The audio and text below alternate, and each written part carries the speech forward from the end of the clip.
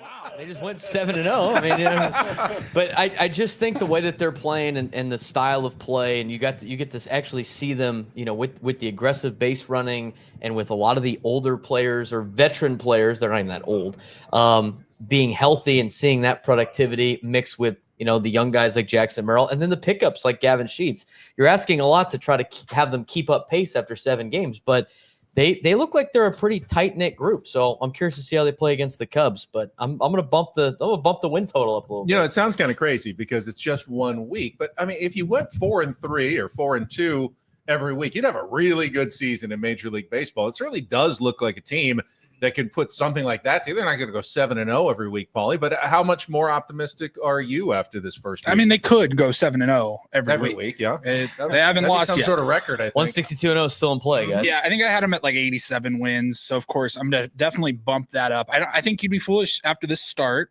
to say that you got to have that win total start with a 9 now. It's going to be in the 90s. Expectations have already risen for me after 1 weekend.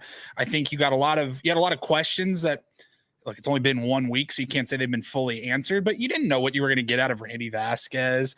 You didn't know how Nick Pivetta was going to look. He had a good spring, but he looked amazing on Sunday Night Baseball. So I just think that the pitching staff is looking good.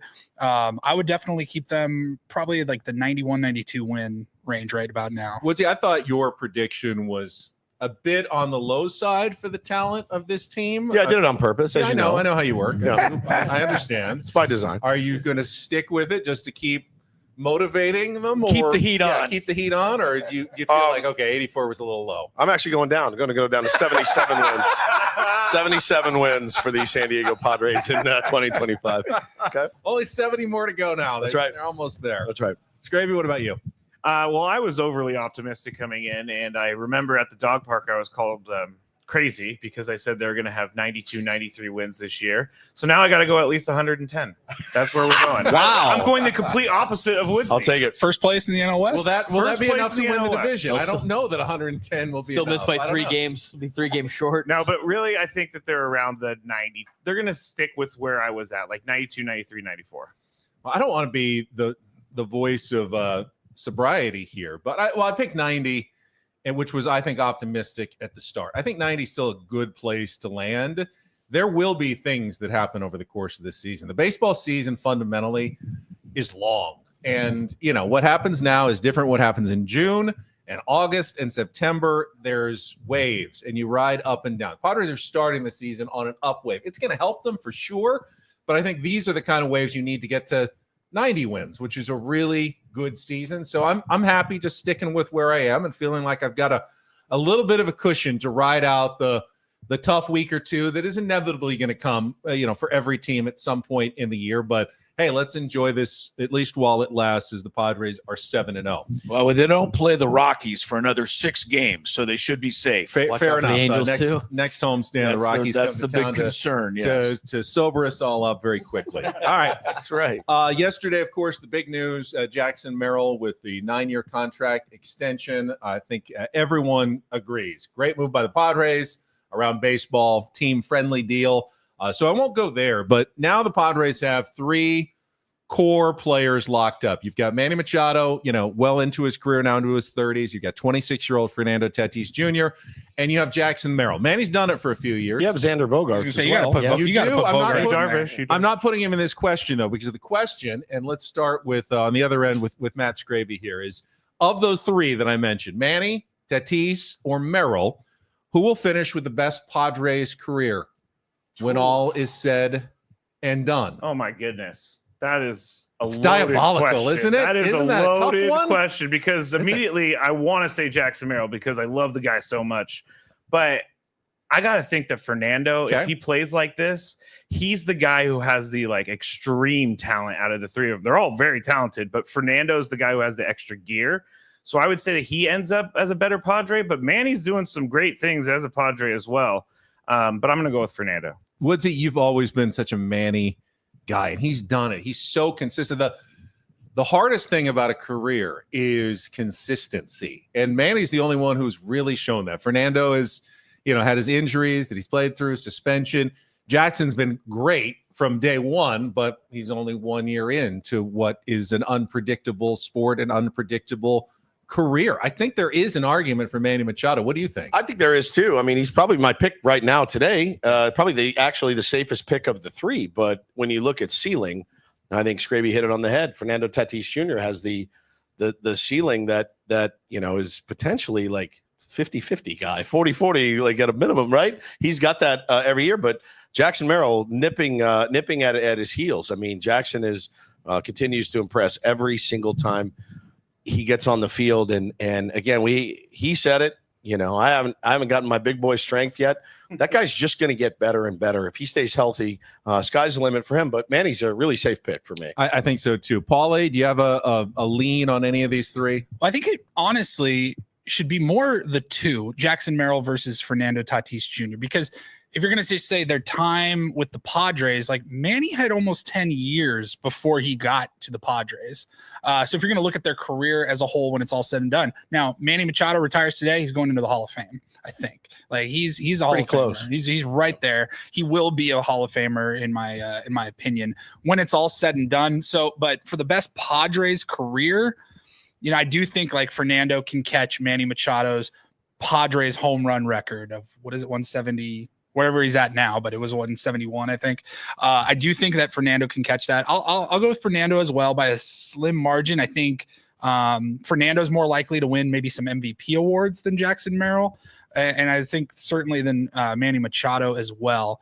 I agree with what you guys said, though. His ceiling is just so high. If he's healthy, it was the number one thing I was excited about for this season was what could a full 158 game season look like from a healthy Fernando Tatis Jr.? And he started off locked in. I like that, Paul. You're thinking kind of like me because Fernando's locked in for 14 years. Even Jackson with his new contract will still only be 31, and he may spend the last 8 or 9 years of his career somewhere else. I hope not, but it's certainly possible. Braden, what's your thoughts here?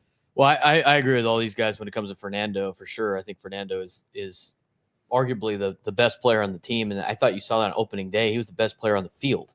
And it wasn't even, that particularly close. And I think that's the big reason why when he first came onto the scene, he was the face of baseball. And he went through that, all the off-field things that he had to deal with injuries and the PED scandal and all that stuff. And I think that's finally behind him now. And you really get to see, and I think Major League Baseball, who has, maybe forgotten about him a little bit, not a lot. Everybody knows how great Fernando is. I think you're starting to see that now. But in terms of your question, just to play devil's advocate and throw some love for Jackson Merrill, yesterday when we talked about the contract, after you guys had your show and after the press conference, we had a lot of people, saying this could be the next Mr. Padre because of his ties to the city and how much he wants to be there, taking kind of a hometown discount and everything like that, and what he brings from the intangible side. I talked about that on the show yesterday too, about all of the mental makeup that he has, about his desire to win, about, what it brings to now the youth of San Diego. I mean, how cool is it now? And I said this yesterday. I mean, Woods has young kids. How cool is it now for your kids, Woods, to have a core group of players that they know are going to be Padres their entire childhood? I didn't have that as a San Diego kid growing up here. It was a different group of players almost every single year. And I think from the standpoint of best Padres career, we're going to think about him as a Padre. You bring up a good point. He could be somewhere else by the time this contract's over. But the way that he kind of encapsulates San Diego and the way that San Diego's really behind him and how much he loves this place, not to say Fernando doesn't, I'm gonna pick Jackson Merrill from all of the intangibles aside from just on the field. Chris, I think part of the irony here is that when we talk about best career as a Padre, you're going to start with the numbers that they put on as a Padre, but I think how much winning the team does is also going to affect our perception. And the contract Jackson Merrill signed yesterday will not only help Jackson, but it'll help Manny and Tatis as well look better as Padres because he's going to be around for their entire 10 years as Padres as well. They're all going to benefit each other over the next 10 years. I just wanted to point out the play that Jackson Merrill made in the game yesterday, and it was not his home run. It was beating a force play at second base on a simple ground ball to third. That doesn't happen. You watch the rest of the season, you count how many times on a regular ground ball to the left side of the infield with 2 outs in the inning, a runner at first base beats the force. They're always out. They never make it. He made it. He's got a work ethic. He's got something that even Fernando, I don't think, has. Manny Machado, I don't think, can win this award because, as Paul said, he played too much of his career elsewhere. He's the leader of the group of the pack. But Jackson Merrill has a work ethic. He has an understanding and a respect for the game already at this young age that I think is off the charts. And I do think physically he's going to wind up being as talented as Fernando when all is said and done. Fernando he's way more talented right now. I think Jackson Merrill is going to catch and pass him. Does the fact that Jackson got drafted by the Padres affect this decision too? Because he's drafted, developed, and brought through? If he stays with the Padres his entire career and even just puts up seasons consistently like he did his rookie year, he could put up such astronomical numbers starting at age 20 I mean, if he had a 20-year career with the Padres, he would break Tony Gwynn's records by the end of his tenure. So if he does stay, he can build it up. I think for me, and they're all different players. Manny's greatness is in his consistency, his posting every single year. You know, obviously he has unbelievable skills as well. Fernando, I know that if I watch a season of Fernando, he's going to do spectacular things, both at the plate, in the field. And I don't know when they're going to come, but they will come. They'll be spectacular. But with Jackson, it's like every time he's up now, I expect him to do something good. And he almost always rewards me, or every time he's in the field and he's on the base paths. I mean, he's already so consistent with his performance in ways that I don't normally see young players get. Usually young players are inconsistent and you see the glimpses of greatness and they put together a season. He barely slumped at all in his rookie year, and now he's picking up right where he left off and maybe even a little bit better in his second year. I'm kind of leaning toward Jackson Merrill now as my guy that might put together the best career of them all. All right, good start here. First 15 minutes of our first roundtable. Our 97.3 The Fan Padres roundtable is brought to you by San Diego Roundtable Pizza. It really is pizza royalty. Why are we laughing? What were we going to say? Nothing. Scrappy had had a something to say, rebuttal but that you did not It's call. okay. It's okay. He's locked Full in wrecking over there. ball. He has a really hard job. Well, and I let's don't tell want him to bother. about Locked in Bed. And I man. go, welcome to my life. That's why we were laughing. No, I was going to say that I said on the show last week, I was driving home one night and Jackson Merrill was coming up to bat, and I got home and I sat in the car for Jackson Merrill to hear what happened. And that was usually only Fernando or Manny before. But now you got multiple guys that you are now, they're sit in the car guys is what I'm calling them. And I sat there for a good 10 minutes when I could have went inside, but I wanted to see what happened. And it was because Jackson Merrill was coming out. Well, the way they're playing right now, I call this team the canceled plans guy. Don't book dinners, don't book nights out, don't book anything. I don't want to miss a game.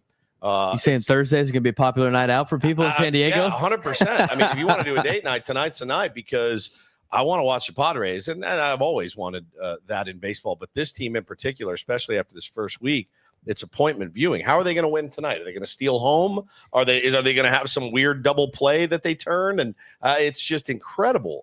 The breaks have gone their way, certainly early, but man, it's been inspired, really fun baseball. You're already seeing similarities to like the second half of last year in particular.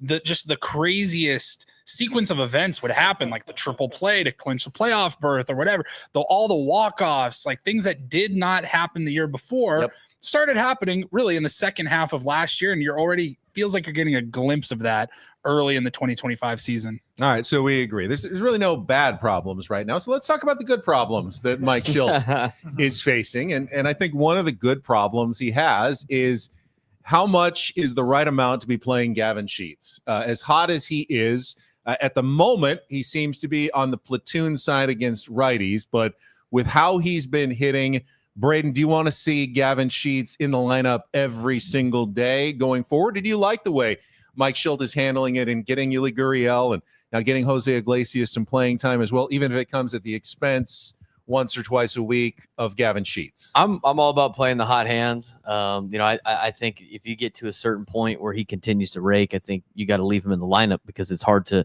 take that guy out of the lineup. But that being said, there is something to say about letting the guy, do what he's good at.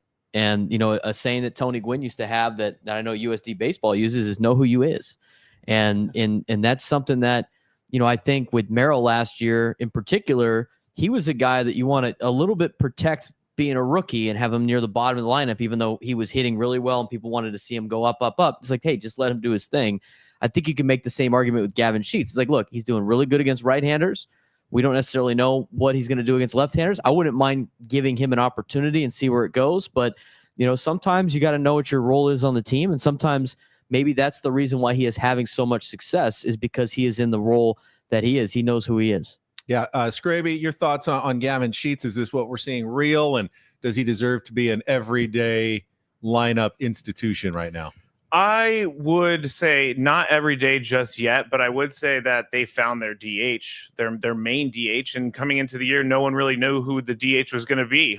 Was it going to be Luis Ariz? I mean, are we talking about him being a DH? But Gavin Sheets, I looked at his numbers when they first acquired him, and I didn't see what everybody else saw was, oh, this guy stinks. He only hits 10 home runs a year. He only does this. He only does that. I saw consistency on a really bad team.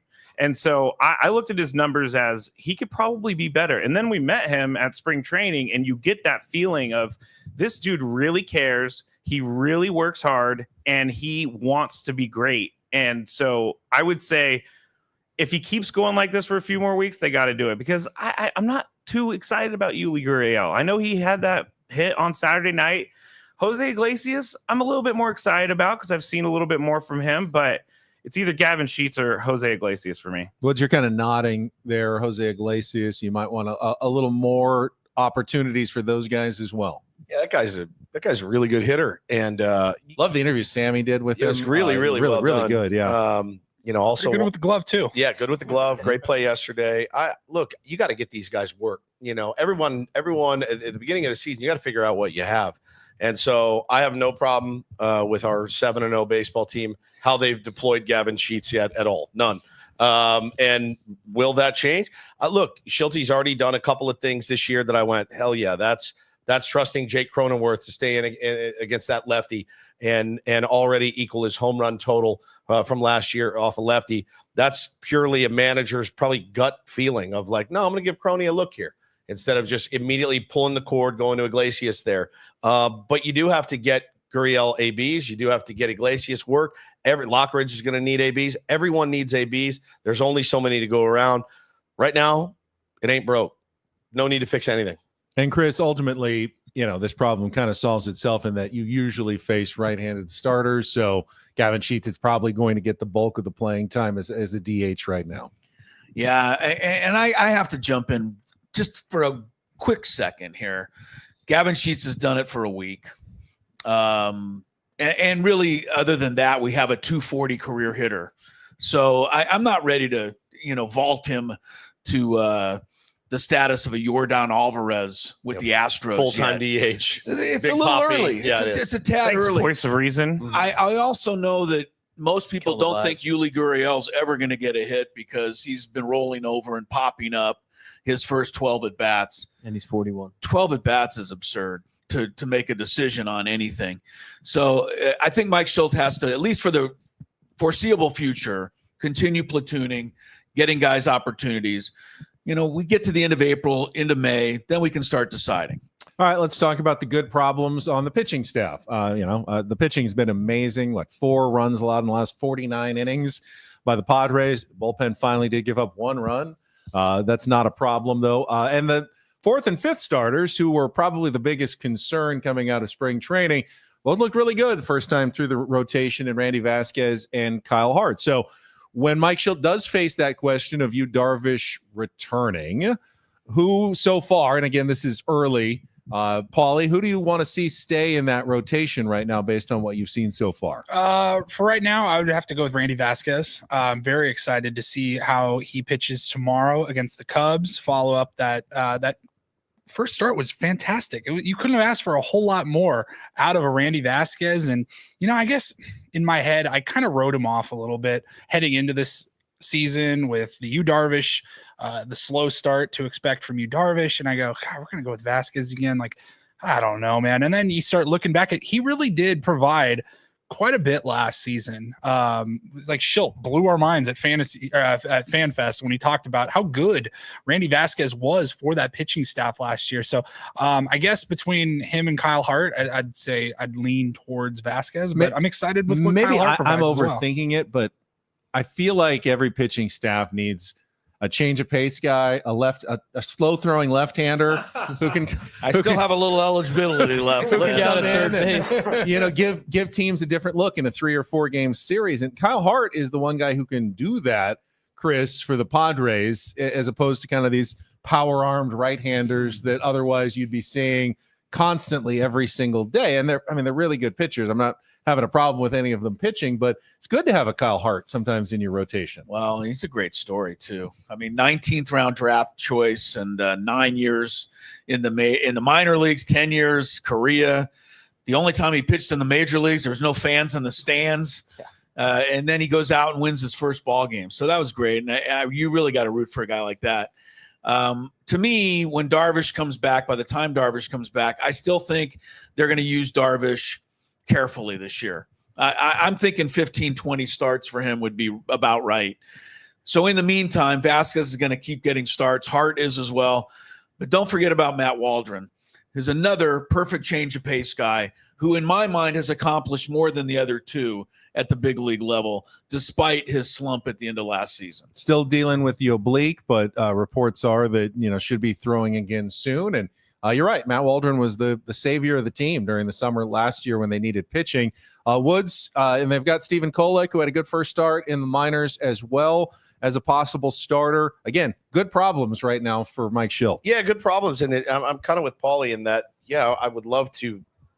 I know what I'm expecting from Michael King. And when I don't get it, I'm surprised. And I know what to expect from Dylan Cease. And when I don't get it, I'm surprised. I actually know what to expect from you, Darvish. And when I don't get it, I'm surprised. I don't have that feeling about Randy Vasquez and Kyle Hart yet. It's earned, right? It's earned in baseball. And great job first time through. How are you going to do on the second, the third? The book's out a little bit. I mean, the book's out plenty on Randy Vasquez. But,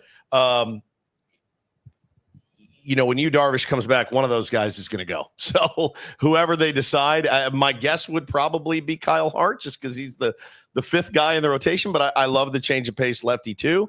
But that being said, these days, if you have righties that can get guys out, it really doesn't matter. And those guys have proven they can get guys out. Darvish can get righties out, lefties out. It doesn't really matter at the end of the day. But I would like Darvish in this rotation sooner than later.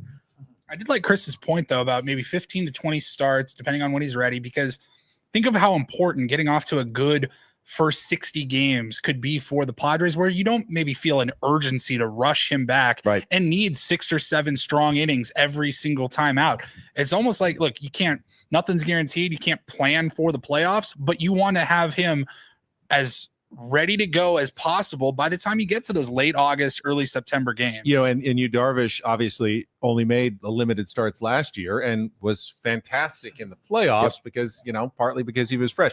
Now we're sounding like Dodger fans talking about their team. Oh, look how deep we are. Oh, so deep, and we got such a good start. How do we keep ourselves in top shape through the summer with such limited competition? How do we stay motivated for the playoffs, right? The good news is with Darvish, there is not a single pitcher in baseball that I would trust more, who knows their routine and knows their body and knows their arm and knows when they're ready to go. I mean, that's what we saw last year. We had no idea what to expect, and we just threw him into the fire at the end of the season, and he pitched brilliantly. All right, let's see what we have left. Scravy, Braden, any thoughts on the back end of the Padres rotation? Well, I think Hart's going to stay. I planted my flag with Kyle Hart. I think, and Chris mentioned his story. His story is great. I think what he brings is phenomenal. I like his kind of fiery attitude. I don't think it's Nick Martinez level, but from day one of him joining the organization, the scrum that he had, and talking about organization, using the term "we," understanding the history. Right, wanting to go win the division, which is great. I think he's got a great mindset. I think he's got that chip on his shoulder, and his journey, I think, has gotten to a good point. Plus, AJ Preller's did a good job with bringing players over from Japan and Korea so far in his tenure. I think even though his major league experience isn't a lot, I still think Kyle Hart at his age and with the experience that he has pitching professionally goes a little bit further than Randy Vasquez. And I think they want to let Randy Vasquez, get some innings in somewhere else and maybe have him work down in AAA a little bit too. But it's a good problem to have, as you mentioned. Plus, with Kolek and Waldron, all 4 of those starters are going to make starts for this team in order for them to be successful. Yeah, you need them all. You need every one of those guys you mentioned. All right, I want to move on because we're about halfway through, and I want to bring in, for the first time this year, the Roundtable Draft. It's back. There we go. For anyone who hasn't joined us or anyone's new to the semicircle, the draft works like a draft works. You can't pick someone who's already been picked. So even if you like someone else's answer better, you got to come up with someone else. And today's Roundtable Draft question is, Who was your opening homestand Padres MVP of the first 7 games? And today's order is age before beauty. So, Chris, you get to lead us off, and we'll go in inverse order of age, which I believe is Woods, then me, and then I don't know between Paul and Scraby. I have no idea. I'm almost 40. Okay, so then Scraby, then Paul, and then our new 30-year-old. That's right. Just minted last week. Happy birthday to Braden. Thank We'll you. go last today. So, Chris, who was your opening homestand MVP? Ruben Niebla. Is that a Ruben is that- Niebla. is that a- That's an can I- outside the That box works. choice. Can I choose that?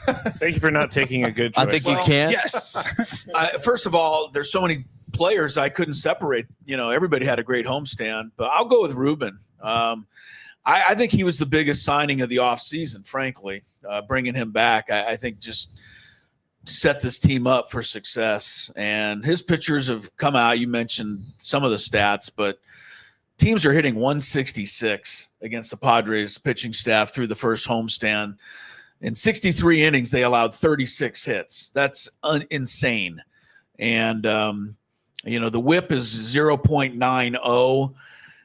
He comes out there in the 8th inning yesterday. The only time the game was even a game was when the Guardians put first and third with 1 out and had the tying run to the plate.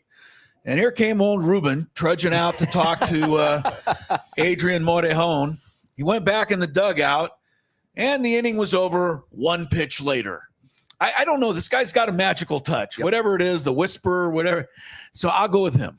All right, Woods, who's your opening homestand MVP? All players still available. Yes. I mean, if you want to take Coaches are available Ben too. Fritz, perhaps. Love Ben. Ben coach, or, Can't go wrong with Ben. Don and Mud. Rodriguez. Yeah. I'll go with Toddy. Okay. I'll go with Toddy as the tone setter. Tone setter in the field, tone setter at the plate, tone setter with the glove. Leading off, is really where I've always thought he's going to be the best and do the most damage. And that's what he's done. I mean, just a monster player. It's pretty easy choice for me. I mean, I didn't want to go like bullpen. You know what I mean? Or And I didn't want to say Victor Rodriguez, even though he deserves. Yeah, some no, nod. they all do. But That's why it's a tough question. Putting here. the ball in play, like we talked about today, just one strikeout. One so strikeout far. all season. And, Yeah, man, that's what you want from your leadoff hitter, and he's dynamic. And we talked with Mike Schild about that. What does he like to say? Intentionality about, commanding the strike zone and making sure he's swinging at the pitches that he wants to, walking more. And whether that's because he's in the leadoff spot, I mean, you can walk more from any spot in the order, but it does feel like he's embraced. You put him there, and now he's embracing the fact that he's a leadoff hitter. Not that he can't swing for the fences, and he hits some balls hard and one over the wall. But, Fernando almost gets overlooked a little bit, but they probably aren't here without the way he has set the tone. Do you think he's going to be able to, just as an aside, do you think Fernando's going to be able to keep from swinging at the low and outside slider like the whole year? So, I mean, it's incredible. He's like completely changed. Yep. Manny They hasn't keep swung at that throwing pitch that either. same pitch, and he's just watching it now. I honestly, and like you just said, Manny too. I mean, they're laying off that. They're spitting on that thing pitch, now which for is crazy. sure. I used to wondered be that so myself. frustrating. But you see them go through those, they have a 2-week period where they don't There's gonna swing be at some it. slumps, And then right? they start swinging at it like, well, what happened last week? Because you weren't swinging at that, and now you just don't see it all of a sudden. So it's hitting baseball. is really hard. They got pitchers that throw it a little bit very, better. very hard. Hitting Not- is not very impossible. Not impossible. But very hard. All right, I guess I'm next. I'll take an obvious choice. I'll take Jackson Merrill as my opening homestand MVP. Obviously had the 2 home runs in the last couple of games, but has done a lot more. I mean, he's had a hit in every game. Stat I saw today, he's the youngest player in baseball history to open the season with a 7-game hitting streak, beating Dave Winfield's record with the San Diego Padres, who hit in 6 in a row when he was that age. So to do what he has done, robbing a home run on opening day, just the attitude that he brings, getting hits all the time. He's on the bases, causing problems for opposing pitchers, and doing it all while apparently negotiating a life-changing contract at the same time. Putting those distractions aside and his single-minded focus, not just on baseball, but on winning baseball every single day. We saw what he did last year. We could hardly believe it because he's a rookie with all these vets. How can a rookie who's 20 years old, just turned 21, really be a team leader on a team that contains such veteran? But he became one. He now is one, and he is continuing on. So I will take the very obvious Jackson Merrill as my choice. Not quite 40 Scraby, you're next up. Scraby's starting to sweat a little bit. 'cause Yeah, he I was took like two of his thinking, oh best man, who am I options. going to choose? Real quick about Manny and Fernando swinging the pitches. I was playing MLB The Show the other day. Oh, okay. And I swung at one of those pitches, and the announcer goes, and that's what you have to do to get this guy out. And I was like, if the game knows, then everybody knows. But I'm going to go in a different direction. I'm going to go Jason Adam, because Jason Adam is pretty much lights out. You can't know it. I mean, what was it? 2 nights ago, he loaded the bases, and then he threw one pitch, got the guy out, and everything was fine. But really, he doesn't allow runners. He doesn't allow runs. He has that funky delivery that I love. And Jason Adam, I even think he could be the closer over Robert Suarez. He's that good. I think that's a great choice. I was trying to think, like, the bullpen is kind of a cop-out, but he's a good representation of what the bullpen has done for the Padres in this first 7 games of the season. Everybody wants to replace Robert Suarez. He is 3 for 3 right now. And throwing, throwing more pitches, mixing it up a little bit more. But Adam has come in a lot of the highest leverage situations when the games were close. Not that they all were close, but a few of them were, and he helped lock them down. Paulie, you are next up. We got 2 picks left. Yeah, Scraby left me with one obvious choice. So I will pick the captain, Manny Machado, who's left on the board. I was thinking along the same lines as Scraby, though. I would have said Yuki Matsui if I was going to pick a bullpen guy. He has been unbelievable. Wait a minute now. Wandy Peralta. Right. 2-0. Victory leader. 2-0 wins. Weird to feel confident when he walks in now, like really confident. He's a when good Wandy defender, comes in. too. Yeah. Jumps off the mound. It's nothing. Look, with Manny, it's nothing we haven't already seen over his 6 years here now. But it's a hot start for him. Yeah, no, a hot Finally, start, healthy, Finally. and it's just like Fernando. What could a healthy Manny Machado look like? Can he give you more than the 30 and 110 that he gives you every single year? Maybe 35, maybe even 40 home runs. Who knows? But just the consistency and the comfort that you have watching Manny Machado just anchoring third base and where he's at in the lineup. You never have to worry about it. And he's stealing bases. Like, he looks like a different player this year. All right, last up, Braden Soprano. We still have a couple of good choices on the board. Who are you going with? I'm going to go with Gavin Sheets. Yeah, Gary Bonds. Yeah, exactly. Gavin Sheets, to me, because he represents, with Scraby picking Adam representing the bullpen, Gavin Sheets to me represents the 7, 8, 9 and the bench pieces of this team, which is a major question mark going into the season. We knew about the top of the order was going to be the run producers that the Padres were counting on, and in the bottom half was just going to be like, hey, let's just see what we can get. And Gavin Sheets has done an excellent job, obviously with the home run on opening day. To either tie or take the lead. I think it was to tie the game at that point. And then the other big days that he's had over the weekend. So to spark the debate of us discussing whether or not he should play every single day. So you got a guy like that coming off the bench. You got a guy like that spot starting and being in the bottom of the order. You're going to be really good, and it's a big reason why you're 7-0 right now. It's our 97.3 The Fan Padres Roundtable. It is presented commercial-free by San Diego Roundtable Pizza. It really is pizza royalty. And in addition to the Roundtable Draft, we always like to lighten things up around this time with our 7th inning stretch question of the day. Something a little offbeat and not necessarily a baseball topic. But in this one, at least, it's inspired by the events of the week. Jackson Merrill signing a life-changing contract, $10 million signing bonus, 9-figure deal. And so the question is, and Paulie, I'll start with you. If you signed a huge deal for whatever, your job was, and you had $10 million in the bank to play with, what would be your first big splurge item? Interesting. I think you got to go with the new crib. House. I think you got to go with the house. Yeah.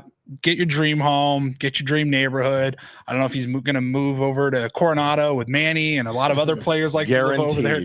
It feels like guaranteed. It feels like destiny at this point that Merrill ends up in Coronado Island. And then not just the house, but I would put the time and the money into the man cave that I've always dreamed of. And I mean, like, doing it with an unlimited budget type, not like a couple of TVs here and maybe a jersey or something hanging up. I mean, just do the full man cave. I don't like to go out. I don't like to leave the house. So I want to be comfortable in my my theater man cave room. That's probably number one. Woods, I've seen your house. It's pretty nice. I mean, you never have invited me in. True. I've seen it from the outside, and it's nice. He doesn't invite anybody in. Both of our shows have something in common. I've never seen Tony Gwynn Jr.'s house either. So there you go. I've been in both of Tony and Chris's house. So I'm assuming you don't need a house. What would you buy? I need a chef is what I need. chef. ASAFP Nice. is That's a good call. what I spend on DoorDash. I could probably afford one now. So no, it's the constancy. Really, the only thing we fight about is what's for dinner. And I would love to come home, have meals made, love to wake up, have meals made. Everything's there. Take this with you. This is your lunch. This is your breakfast. Here's your dinner. I made this tonight, and never have to worry again about going to the grocery store, cooking one of the 4 things I know how to make, ever again. Taking care of the kids, like with good nutrition, and it's such a no-brainer for me. I mean, it would like the first call would be probably to Manny's chef and be like, "Hey, can I get you as well?" It'd be my very first phone call. We found Mookie Betts has 2 chefs. Yes, 2. Right? He's 2. Yeah. Two personal chefs. 2 personal chefs. Because, I mean, One for lunch and dinner, the other for desserts. Why You got do you pastry rush? chefs different at home. cuisines. I mean, they're not all great at everything. You got to have Different at least 2, expertise. right, to cover your bases. Yeah, it's such a no-brainer, man. Matt, I wonder if we're possibly thinking along the same lines. What would be your first big splurge? Well, I think I know where you're going. I'm going to go in a little bit of a different direction, but in a fantasy world, I would love to be able to pay to play Augusta National. I know you have to be invited and all that stuff, but that's not what I'm going with here. I'm learning how to fly, and I'm buying a small plane. Wow. Because Wow, I have that wanted was out to of do left that field. for a very long time. My grandpa, I grew up flying around with him. So I want to go and get my pilot's license, and then I want a plane that will be able to fly me around the southwestern United States. All right, quick show of hands. Who wants to be the first to fly with Scraby as he flies you around San Diego in his little I am tiny a plane? very responsible person. No takers. Oh, I'm getting Chris For in the that first- plane if for this the ever first happens. flight with Matt Scraby. Now, Tony, Yeah, his first flight. First flight. Well, his first Forget solo flight. I mean, Tony would never. He is terrified. of his flying. dad was, dad was too. famously very, very scared of air travel. Had to do it, of course, all the time as a baseball player. I don't mind it. Woods, you don't love it, do you? I don't love it. Yeah. No, I don't hate it. But I like don't the love I like active- going places. I Yes. don't like flying though. The turbulence. I'm it. like, I like getting there. more, please. Are you, I like are getting you out there of your quick. mind?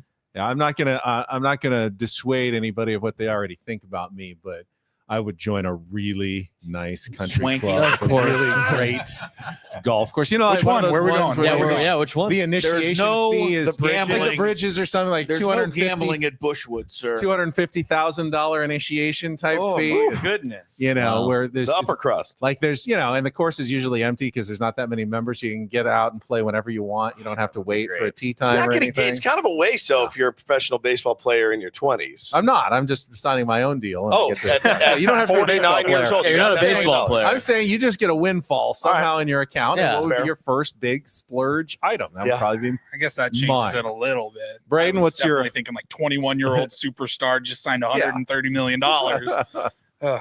No, I'm definitely buying a house for sure. House. I'm living out in Del Mar or Coronado or something. Something by the You already coast. live in Del Mar and No, I Coronado. don't. I don't live in either of those places. I don't live in either of those places. No, buying a house would definitely be my number one. The closer to the beach, the better. That would be my my. Do you buy purchase. your house first, or do you take care of the parents? I'm buying. Well, It's a good look. It's to take always care a of the good parents move. first. Really good. what I look. could do. Here's what you do: you buy your parents the beach house and still have it. And then you live. I don't mind the house that they currently live in. I'll take that one over. And then I can make my visits to the beach house, and then later on Yep. I'll have my own Fair beach enough. house. All right, Chris, you're wise. What would you spend? I don't know on? that I have enough. Bonds. I don't know that I have enough money. Stocks. Savings bonds. I'll put it in my Stamps. 401k. Coins. 10 million in savings bonds. Trader Joe's crackers. That's what you would spend it on. I don't know why you even came to me. All right. God, so much shade. New softball bat.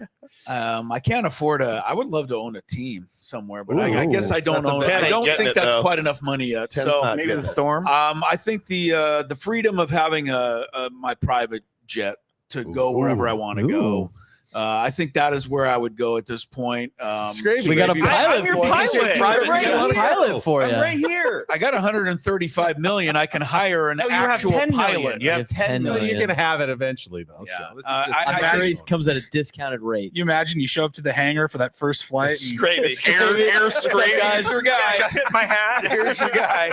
Is he wearing a scraping? Chris just turns around and walks the other way. It would be fun to have that freedom, though. Honestly. All right. I thank you for all your candid answers. I don't want to bring anybody down, but Oh boy. Oh no. all good things do come to an end at some point. Padres almost certainly will not go 162-0. How long do you think they're going to keep the winning streak going? Does it end tomorrow against Shota Imanaga? Or are they just playing such good baseball that you feel like they have a few more in them? Can they sweep the Cubs and get to Sacramento, a team that just got bodied by the Cubs, and threaten the record, which is, I believe the modern record is 13 straight wins to open the season, with the Rays, the Brewers, and the Braves have all done it going back to the early 1980s. Chris, how long do you think they keep the wins going? First of all, none of those three teams you mentioned made the World Series, so let's not put all of our eggs in that 13-win basket. Secondly, I think it only makes sense that they'll go 13. They'll sweep this road trip. They'll tie the record. They'll come home on a Friday night with a chance to make baseball history, and the stupid Rockies will be waiting for them. Oh, no. I mean, that's how it's going to lay out as far as I'm concerned. Oh, bad call. Losing to Dinger the Triceratops. Braden, what about you? I don't want to be pessimistic. I just the way that tomorrow lines up, I don't really like it too much. It's Imanaga versus Vasquez, opening day for the Cubs. I mean, I could see that being kind of a loss. And again, as you mentioned, it's going to happen eventually. That doesn't mean I don't think they'll take 2 out of 3, but if I had to pick the next, I don't think the way that it plays right now in Sacramento, is anybody watching any of those games? That might be a bandbox and a launching pad. No you doubt. might see a home run derby next week. I don't think they lose to the A's. There's some weather too this weekend. Right. So with the weather and the wind, I mean, I'm just having these flashbacks. Maybe it's PTSD. I could be imagining it, but I remember, didn't Vasquez get lit up there last time or something like that? Or I can't remember off the top of my head, but I remember it being a rough outing potentially for Vasquez in Chicago. So I don't like the matchup tomorrow. I don't like the weather, the off of an off day, first road game. I could see that being a walk-off loss tomorrow. Paul, you bring up the interesting point of the weather. If you want to stay undefeated, a good way of doing that is not playing. It's true. Yeah, it's hard. You have no idea what the weather's going to do. Playoffs with a 7-0 record. You don't know if you're going to have a double header. Canceled after that. You don't know if you're going to have a double header if a game gets canceled. tough, You never too, know. yeah. That changes things It's hard to entirely. sweep a doubleheader. I'm predicting a 5-1 road trip. Okay. But I do think if I had to pick where that one comes, I agree. I think it would probably be tomorrow. It's opening day for the Cubs. That could give them a little bit of a boost. The matchup on the mound is not particularly great for the Padres. Certainly a winnable game. I do think if they were going to lose a game on this, for at least for the next 3 games, I would pick tomorrow night. Then you got Nicky P on Saturday. I think they could bounce back and even win the series against the Cubs. And then you throw in King and Cease, at least, right, against the Sacramento. They're going Athletics. to both be in it. Yeah, so I think if they lose tomorrow, I think they finish out strong and come back home, 12-1? Yeah, and no one's turning that down. I mean, we'd all sign up for 12-1 right now. And still, it's going to be frustrating when, the Dodger fans on Twitter start making fun of the Padres. Because they'll be 14-0 12-1 by when then. they're 14-0 at that point. Woods, how long does this last? Probably ends tomorrow. Yeah. To be honest with you. But hey, man, That's just how he thinks. Remember- though, doesn't he, I'm not Brian? going to change. I'm Try to going to make it clear to everybody that we all think we're going to go 162-0. This is just if it happens, it's going to happen. I'm not going to, listen, I love the hot start. I said all off season, it's so imperative this club gets off to a hot one. But, the reality of baseball is we could be in here next Thursday, a week from today, and be a 500 team. It's just stupid. Baseball sucks like that sometimes. And, the matchup, I'm going to lean on the matchup of Imanaga throwing the ball really well in a home opener for the Chicago Cubs, who have a little bit of confidence. Granted, some of that confidence comes from hitting in Sacramento right now. But I'm not going to change the way that I look at, hey, when you go on the road, try to go 500 on the road and play a little bit better at home. Try to win a series. You take 2 or 3 from the Cubs, I'm elated. Scraby? Last time that Shota and Imanaga, that's a hard name for me to say, faced the Padres at Wrigley Field. Jerks Profar hit that home run, the go-ahead home run, and then Michael Busch walked it off. Yep. So I'm thinking it's going to be this weekend. But in Fantasyland, 19-0. At least get to Tony Gwynn's number, and then you can lose. It's funny. Then you're allowed to lose. Yes, then you're allowed. I also see the possibility. It's Cubs. It's opening day. You'll have the sellout at Wrigley. Of a lot of good feelings. That's going to give the Cubs a big lift. But I keep coming back to Jackson Merrill's. We don't feel pressure. We apply pressure. And when the Padres go out tomorrow and play another really good game and grind down Shota Imanaga and then whoever comes in out of the Cubs bullpen, and all of a sudden at the end of the game they're up 6-2, I'm going to go, of course, because this is what this team just does every single game. I'm no longer surprised when they play well after just 1 week. First time you get first licks, right? Yeah, first time you've been on the road. First time you're going to have to hit in the 9th inning all season long. So, I could see it too, man. This team has surprised me a lot. But the way that they play, they're going to put the pressure on the Cubbies. But yeah, if I got to pick one, it's probably tomorrow. All right, Toddy in the leadoff spot though, game changer. That can that can change your opening day festivity mood, happy mood and jovial mood. That can change real quickly with a nice little leadoff home run. It's also going to be freezing cold. But what if the wind's blowing out at like 60 miles an hour? That's what I'm saying. It's possible. Every pop-up's a home run. We're going to need the Dave Marcus report. Although I learned today that the Windy City is not named the Windy City. There you go. The wind. You're welcome. People blowing in and out of there. I learned that. Today. I thought it was. Why is it called the Windy City? Because they're blustery politicians that blow Well, hot air all more. over the place. I had no idea. Blowing in and blowing. All right, we've got about 4 minutes left of our San Diego Roundtable Pizza Roundtable. It really is pizza royalty.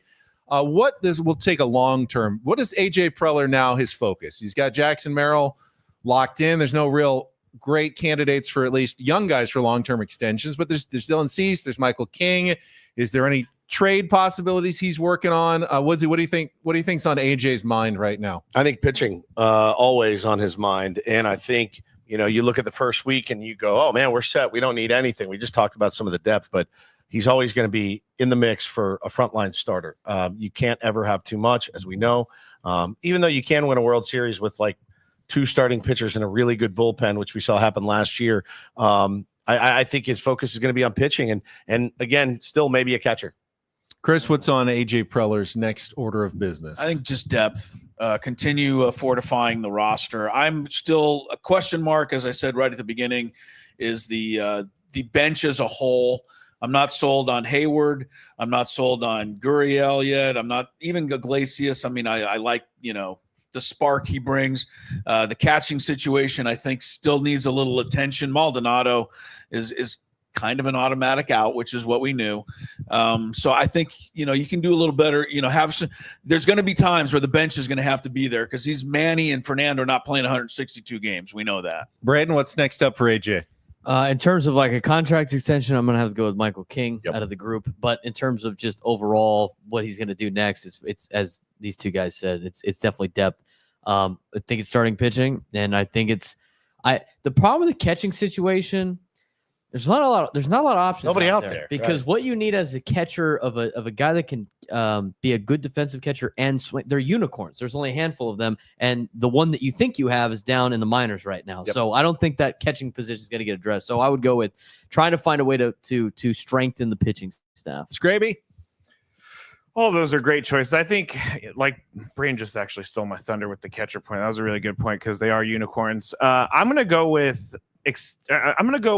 AJ finding a trade that helps with depth, and it might even come at the cost of Robert Suarez because you do have Jason Adam. I know he's got a big trade in him this year. Didn't do anything in the offseason. I'm thinking it's going to be some sort of trade. And Paul Reindl. I liked the King extension, but I think it's I think he's already looking at what other teams may need and already starting to burn some hours on the phone, trying to figure out if there's a move to be made. How can I make this roster better? It was our number one concern. One of our number one concerns was this team can't be 4 games, out of the wild card race when the trade deadline comes, because then Cease is gone, King's probably gone.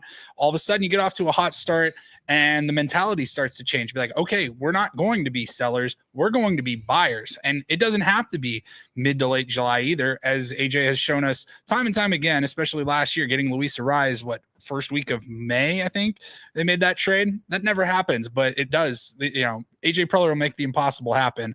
I do think he's going to look out, try to get some depth, probably most likely at the catcher position. I think AJ has to do what is the hardest thing for usually AJ, although he did a pretty good job of it this offseason. Nothing. That is be patient. Play some pickup basketball and let this team just play for a while. Marinate and come together. And then, you reevaluate as, July starts rolling around and figure out what you need. But I don't think you really need to do or think about anything for a little while. Watch your guys' minor league season starting, see how your young guys are doing. Let Mike Schilt and his coaching staff and your players just cook for a while, see how it's going, and then we can reevaluate in a couple of months, unless there's reason to hit a panic button. And so far, there are 0 reasons to hit any panic buttons in San Diego. Gentlemen, thank you for joining us on the first edition That was fun. of the 97.3 The Fan Padres Roundtable, brought to you every week by San Diego Roundtable Pizza. It really is pizza royalty. Going to dig into a few slices, and then if you're live, it's the Braden Soprenet Show. If you're listening to the replay, then maybe it's the Scraby Show coming up next. I have no idea, but just stay tuned for more content coming up next on San Diego's #1 sports station, 97.3 The Fan. So long, everybody.